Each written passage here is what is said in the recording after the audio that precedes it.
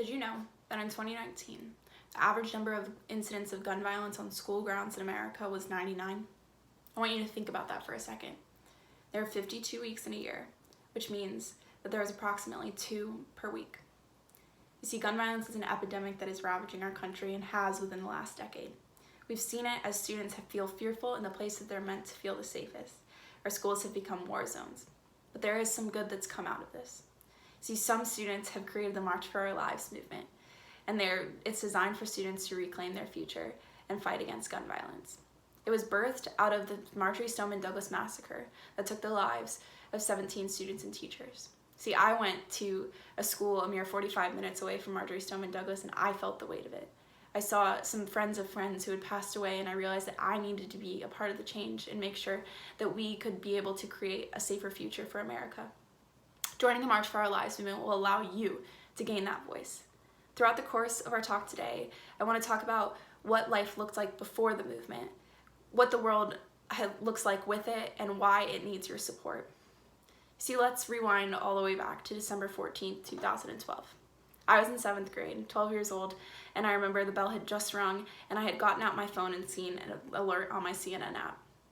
What I looked down was something that I was not excited to see, because I realized that the lives of 26 students and teachers had been taken at Sandy Hook Elementary. I couldn't even imagine what it was like, because my little brother was the same age. I felt like I was going to throw up. You see, that was 2012. The March for Our Lives movement was not founded until 2018, 6 years following. See, since Sandy Hook, 18% of school shootings in America have happened. That's a skyrocket, and it's an issue because people have sat idly by as incidences of gun violence have occurred and occurred and occurred. You see, many blame it on the mental health of the perpetrators, but the issue is that mental health is an issue globally, and we are the only ones that have the epidemic of gun violence at the rate that we do. Simply put, so many young people are experiencing crippling fear when they walk into school each day, and we need to be a part of the change. As college students, those that are furthering our education, we need to be the ones that are making sure that we are fighting for a new age in America. And that's where the March for Our Lives movement comes in. You see, now that you have a better understanding of life before the movement, I want to talk about what is the impact it's had on America. See, the March for Our Lives is the leading advocacy group for the fight against gun violence in America. They have a peace plan that includes 6 steps for them to be able to change what America looks like. They want to change the standards of gun ownership, have the rate of gun deaths in 10 years, hold the gun lobby and industry accountable, name a director of gun violence prevention, direct community-based efforts, and empower the next generation. I want to talk about those community-based efforts for a second, because it started with my involvement, and that was through marching.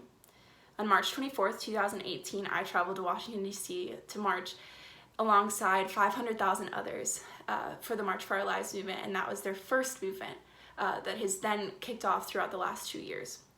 See, 1.2 million people marched nationwide, which is an incredible number and something that was very publicly seen.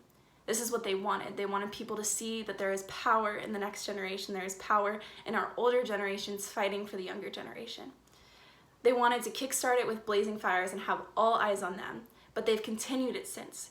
There are chapters all over the country, and there's one even here at Florida State. If you go on the marchforourlivesmovement.com, you're able to type in your zip code and see that there are chapters all over. And like I said, there's one right here at our very own school. You see, some of you might think that your voice doesn't matter because lawmakers aren't going to listen anyways. Well, I think that's wrong. Last semester, I interned for Representative Dan Daly at the Florida State Capitol, and he was instrumental in passing Alyssa's Law, which is named after one of the victims of the Marjory Stoneman Douglas massacre. The Alyssa's Law instates that there are going to be panic alarms in schools all over Florida, so that if an incident of gun violence or any other emergency were to occur, that students or teachers were able to hit that and feel safer. You see, he was inspired by these students that spoke to him and told him the issues that's going on. And the March for Our Lives movement does that very thing, which is being able to influence as lawmakers. See, those that are younger than us, that are still in school, and even those that are in school like us right now, we need to be the change, because we will want to be a part of it and they will want to be a part of it too. I want you to imagine for a second that it's you who is affected by gun violence. It's your little brother or sister. It's tomorrow, give or take a coronavirus pandemic, and you just heard me give a speech on the movement and you decided that it wasn't for you. Here's the issue. I know someone who wishes that they would have fought. His little sister passed away in the Marjorie Stoneman Douglas massacre, and I can tell you right now that he wishes that he would have been a part of the movement before her life was taken by gun violence, because then maybe she would have been able to fight with him. You see, it may be too late for her, but it doesn't have to be for our siblings and friends, our younger generation. To bring our discussion to a close, we have discussed what the March for Our Lives is and its purpose, what it has done in America, and what life would look like without it. And that's the very reason I'm speaking to you today. Our cause would be lost if it didn't boast the voices of those that are furthering their education and making sure that they are going to be the change they wish to see in the world. I want to ask for your support. I want you to be a part of it and be able to fight for those who can't fight for themselves. I've seen the difference that I can make through marching, through being a part of a community advocacy group, and I hope that you will be able to make that same change. Nothing can touch the feeling I experienced on March of 2018 when I marched alongside all those people in Washington, D.C. The sheer power of people is something that is untouchable. It's pertinent to change in our country, and I want you to be able to feel it too. I want you to be the change that you wish to see in the world. Thank you.